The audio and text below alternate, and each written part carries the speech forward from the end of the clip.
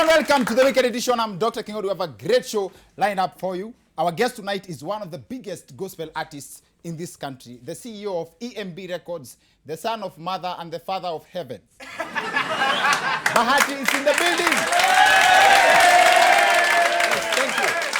Thank you. Asanteni sana. Before we get to that part of the show, it will be very unfair to ignore this confession made by Nairobi Governor Honorable Richie Spice on live TV. What do you tell Waitito right now? What do you tell him? I think he used to smoke a lot of bangi when he was an MP. I'm a witness to this. We used to go to a certain toilet there. But Governor, that's not fair. He used to smoke a lot of bangi, this guy. In fact, he was hiding bang in the socks like Governor, this. you can't say that on live TV. We don't have evidence. I have. We don't have. I'm a witness. I used to smoke with him. Okay. But me, I'm not smoking anymore. Him is still smoking as the governor. Ow. So this is what people mean by smoking weed and getting high. When Sonko and Waitito were MPs, they smoked weed together. Now they are both governors. How high does one get? Sonko says he stopped, but he claimed that Waitito still smokes weed. This would explain Waitito's dream to become deputy president. He's smoking his way up. Now, the revelation that Sonko and Waitito used to smoke weed as MPs came as a shock to Kenyans. We could not have guessed. I mean, we all remember Sonko and Waitito as MPs. How comes we never suspected anything? We've been smoking herb a very long time now. I'm a ganja head. And anyway you take it and all digital, I'm still a ganja head. I'm a ganja head. And the high press I'm still a ganja head. Selassie, eh? High office. So basically, when Waitito was throwing stones, it could have been because he too was stoned. that was a big surprise. It's also very hard not to believe the story. One, because Governor Sonko doesn't lie. Or let's assume Governor Sonko was lying. Still, there are a few things our two governors have in common na watu wa bangi. Both have been accused ati wakianza kizungu, wakianza kuongea, words za kizungu zina evaporate. For the last 5 years, I have engaged, I have discharged my constitutional duties.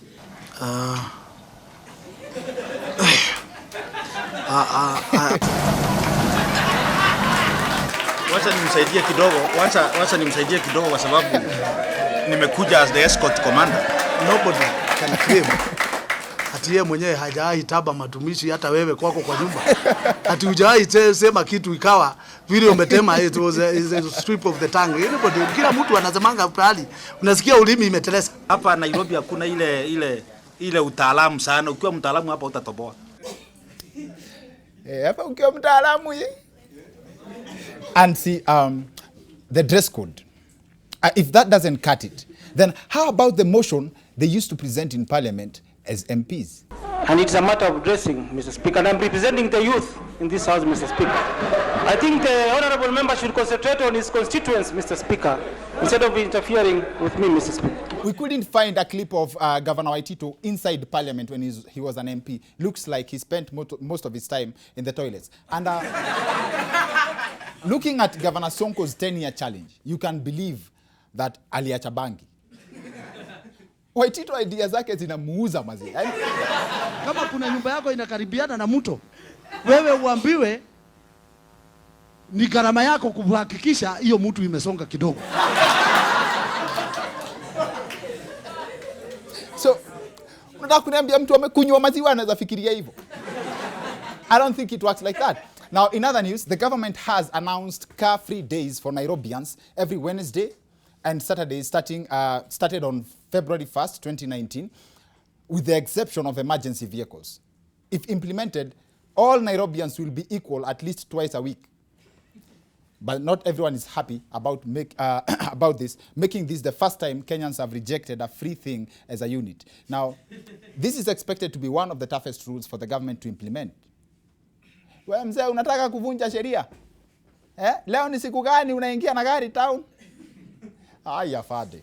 Nataka kuniambia serikali haijui Probox sio gari? I can't wait to see how creative Kenyans will get just to avoid walking to town. Kuingia huku na fire trucks. Kijana unapeleka wapi zimamoto? Afande, angalia simu yako bwana. Twitter imewaka. I'll not be shocked to see a person checking into the city with an ambulance like, "Wewe afande vile unaniona, niko hali mahututi. Mimi nikitembea ndakufa njaa. Wacha niingie town nichifanyie first aid na chips. Kabla nitafute kitu ya kukula." Now, as much as there is need to decongest the city, Nairobians have a legitimate concern. Why rush the rules when the alternative is not ready? Elsewhere, there's a man by the name of Gilbert Njoroge. He walked into the Murang'a police station and demanded to be arrested for no reason. That is why he was arrested. He was arrested, charged for causing a disturbance and sentenced to 3 months in prison. Moral of the story, Nishike by Sauti Sol is still illegal. Also, there's this picture of a boda boda guy and a city council official. Yes, mnaona hiyo ngumi mahali imewekwa.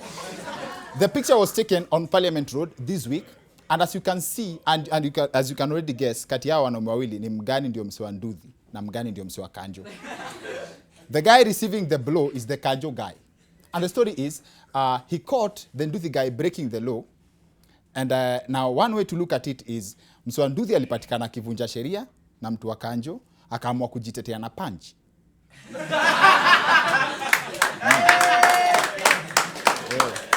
Cheza na mtu wa Nduthi akupe pesa kwani yeye ni mjinga. But then, ngumi ya jicho of all places. This is the literal definition ya kuonwa war. Ama this was strategic. Alimpiga ngumi ya jicho ndio wase wa Kanjo ache kuonea wase wa Nduthi. Now, also, during the anti-corruption conference held last Friday, the president recognized the Kenya Ladies Golf Association team, which they represented Kenya in Ghana.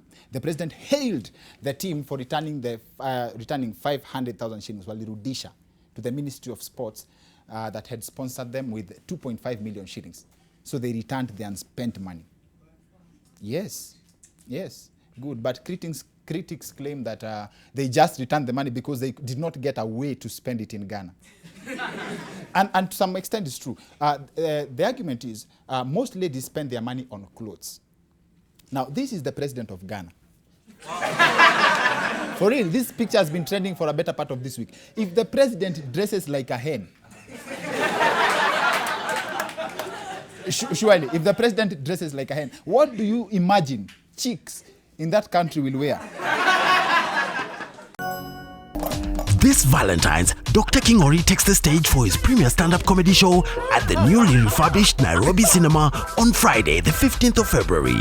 Book your appointment with the Master of Wit for only 1,000 bob for a night of laughter like never before. Look like your flowers. Gets open at 6 p.m. Show 7 p.m. sharp, and music from the legendary Kidum. Brought to you by Heartstrings Entertainment and NTV. Now, one of the biggest stories from this week was about Fadhili Wilkins, a guy who is now famous for being sent for tomatoes. Several celebrities have come out to disassociate themselves from this man, not because they are ashamed of a man being sent for tomatoes, but because he's been branded as a conman. Fadhili stands accused of lying and swindling Kenyans in the names of influential people with claims that he manages their brands, yet in real sense, ile kitu ameifanyia mtu ni kuendea raw materials za kachumbari. This makes the subject of our show tonight. Conmen, the thieves who need your help to steal your money. Where's soft copy? And that's not to mean that everyone accused of being a conman is a thief. I've had haters claiming that Otile Brown stole Vera Sidika's time. That's different. That is different.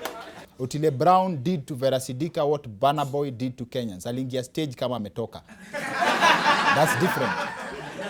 That is different. We can spend forever talking about cases of how Kenyans have been conned. We'll save that for another show. But in the meantime, here's a perfect way to deal with the common mobile phone conmen. Kwa hiyo message kuna mahali imeandikwa reference number. Na mimi nakwambia Namba ya referent sina, niko na ya pasta. Unajua kusikiza polepole. Wacha nikwambie. Sitakuuliza namba ya pasta. Unaitika ya referent. Yes. Na mimi nakwambia ya referent sina. Niko na ya pasta wetu anaweza kukupea ya referent. Nakwambia. Ukisema ulikuwa namba ya pasta wewe. Nakwambia ya pasta itakusaidia kupata hiyo ya referent.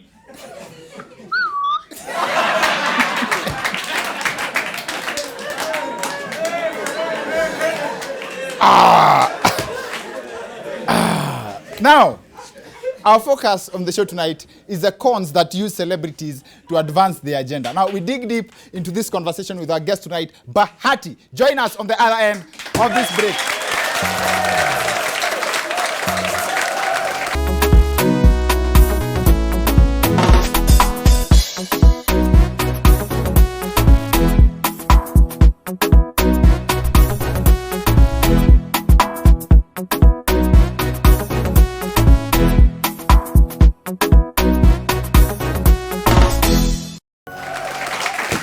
Welcome back to the Weekend Edition. I'm Dr. Kingori. The subject on our show tonight is conmen. Hawa wanatumia majina za celeb kuibia wase. And our guest tonight has his own reality show, airs tomorrow, time kama sai, from 7:30. Being Bahati. Bahati himself is in the house. Karibu sana. Karibu sana. Leo tumekuleta peke yako bila wife ndio uweze kuongea freely. Karibu kwa show. Mambo? Niko poa sana and you're very gifted. Thank you. Sana. Hiyo ni compliment. Sana. Msaki kwa compliment na mwanaume anafaa kufanyaje? Thanks mazi. Thanks. Hata unafanya job poa mwanasiasa. Asante Na I'm trying to write a new history so kwa entertainment. Ya subject ya show yetu leo ni wase kutumia majina za celeb. Ma celeb kwenda ku advance ma agenda ulterior, ulterior motives. Na kama wewe sijui nimesikia musicians wengine wakicomplain ati unaweza kuwa nai but unasikia Bahati ana perform Kitui. Umeikuwa na instances kama hizo? Yeah, kama saa hii kuna there are almost 4 pages zenye ziko na Bahati. Mtu amechukua hadi Kevin, anakuita Kevin Kioko, mwingine and the inboxing people actually wanafanya mchango. Na wako updated sana na anything nafanya. Kama saa hii I've released a new song Nyota. Yes. Kuna kwa mahali anachangisha. Anasema tumeni do nitawatumia hii song ama naenda mahali. Kuna saa anasemanga kama alisema kuna siku niko na wedding na nimeshindwa ku raise. Na alitumiwa do sana. Alisema niko na wedding after nimepropose na ni kama amekwama huyo Bahati mwingine. na alipewa do sana. Yeah, so una get feedback from wale wase wamempea do. Yes. Yeye. Na amesha ni block, akona namba yangu official. Akisha tumiwa pesa kama ni tuseme wana book studio. Ukisha book na yeye umtumie pesa, immediately sana kutumia namba ya studio. So inakaa ni sisi ndio tumekon huyo mtu. So such cases zina but they affect brand. Yeah, so much. Juzi wase wamekuchemusha juu ulikuwa una perform na wasupa. Ulikuwa umeenda kutafuta kondoo huko mahali. For real. Ulikuwa umeendea kondoo kwa grazing, place ya zero grazing. Watu na wewe. But can I tell you something? I know your picture ili rise up like a week ago. Yes. But hiyo ni show nilifanya 6 months ago. I remember it was in Gashie and I love all my fans. Can I tell you something? When I'm performing, mi si holier than thou. Siwezi anza kusema usipige picha nyuma kuna mtu amevaa sijui kama walikuwa wamevanyia ka strippers nyuma. And unajua strippers? Sorry. Nili Google. Na from the look inakaa ulipenda kile uliona. So the moment nilianza kuona hii photo sijui I was like siwezi judge. No, I'm not God. I'm not the one. Me God amenipea kama amenipea jina naweza itishwa na mtu picture. I think I should be thankful to God. But sasa siwezi anza kuangalia tumesimama wapi? Hebu ambie udem amevaa vibaya atoke. Ni kweli. Makes sense. It was Makes sense. Na huko ana pressure ya kuambia msee aokoke before mpige picha just in case ndio protect brand. Okay, I think we should preach through our lifestyles, not through forcing words. I'm not the kind of people mwenye ndaanza kuambia, oh, unajua leo utaenda kwa shetani, utachomeka. I think the Bible says we're like a city on a hill. Meaning, sisi hatuwezi kuwa hidden. What was God saying? Alikuwa anamaanisha, as in my lifestyle iko outside there. My lifestyle should inspire, not even my words.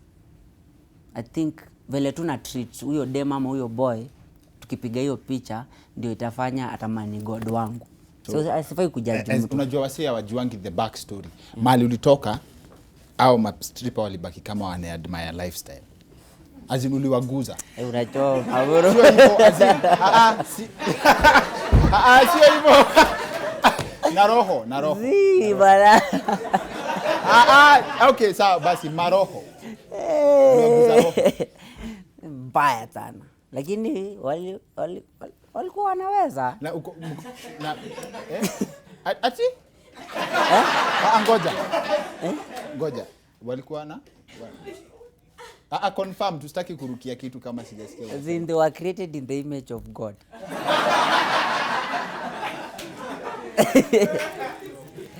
Yes. They were created in the image of God. Kuvandi walikuwa wamevaa kama madansa wa Willy Paul. Check.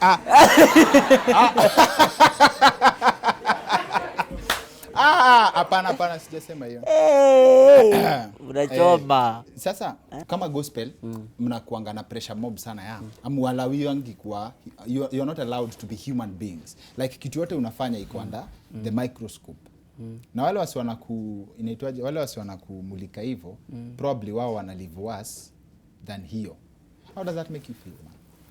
For me, I think it's a career I chose, and it's also a calling, because through it una inspire a lot of people. Na mimi nafanyanga my best sababu pia nataka kuinspire. So I chose that space. But one thing I've always tried to do is sitaki kupretend mimi ni mholy. The moment unataka kupretend, because most of us when we're in the public we try to kuonyesha mimi ni celeb wa gospel, lazima nifiche shida zangu.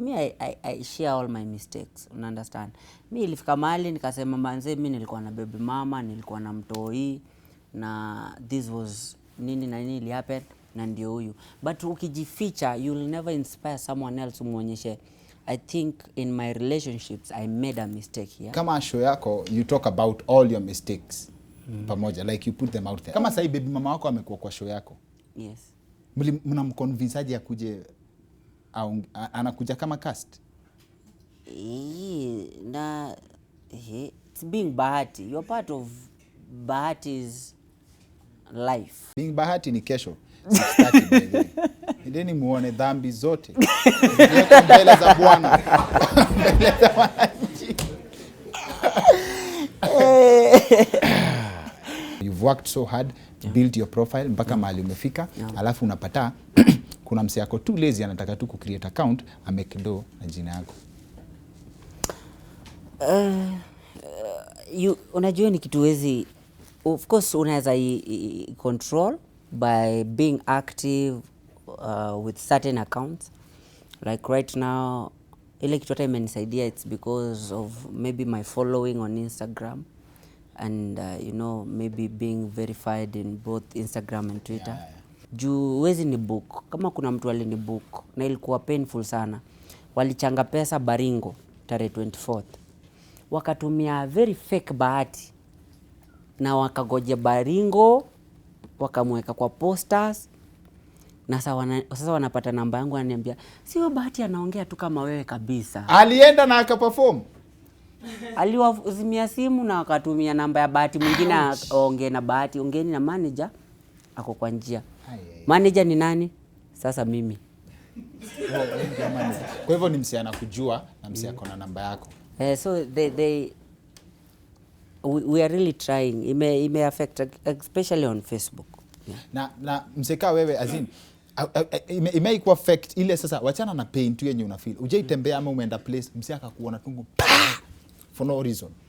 alafu ulienda na pesa yetu na ujui what it is. Yeah, sasa with such cases sasa unapata nikienda shows kama Taveta wapi, unapata na mtu anakuambia alilipa kona hadi M-Pesa statement ya kulipa event. Alilipa mtu, lakini sasa hiyo vile alituma huyu Bahati alikuwa anaongea kama Bahati ikaleta sijui nani Wepukulu something na hivyo ndio sasa alishindwa reverse ama afaje. You have mad respect kwa wasi hapa nje. Mse yote anaweza kuwa itwaje, boys wote mtaani anakurespect, una command respect across all audiences. Watoi na wasi wa age seme zetu ushuka watakurespect kwa sababu ya chenye umeachieve kutoka Mathare mpaka place umefika. Wazae watakuachieve, watakurespect juu hiyo achievement ya kuleta bibi wawili kwa setting moja. That's respect. Sorry. That's respect. I know my dad is watching. Boy wangu alinipigia story ya baby mama. Akinipigia story ya baby mama akaniambia ati niko na bro mwenye sijui. Unaget? Nikamwambia okay, sawa. Madhe yangu kwanza nimesema hiyo story wrong because madhe yangu ndiye alikuwa kwanza akaniambia ati by the way unajua usiwahi worry about baby mama, lazima udecide kama una marry dem, unaget? Unakaa naye kama akona mtoi. Akaniambia hata baba yako akona watoi wengi sana huko nje. Nikamwambia akate simu, nikacall baba yangu. Nikamwambia dad, hii maneno ni ati uko na watu wengine huko nje. Akaniambia kuna mwingine hata walisoma na bro yako. Nikamwambia nikacall bro yangu, nikamuuliza jamaa anaitwa nani? Bro yangu akaniambia bro yangu akaniambia, nikacall bro yangu nikamwambia mlichop na mse anaitwa hivi. Akaniambia mlikuwa mabeste. Ati hapana. Nikacall madhe yangu nikamwambia mazi, by the way ni ukweli uliniambia mbuyu wangu akona watu wengine huko nje. Madhe yangu ni yeye amekuambia? So ikakuwa yeye ndiye alianza hii story but ameruka hii story. So badala ya kuseti mbuyu wangu nikasema hapana. So hii show ni special dedication kwa mbuyu wangu, he can come out now.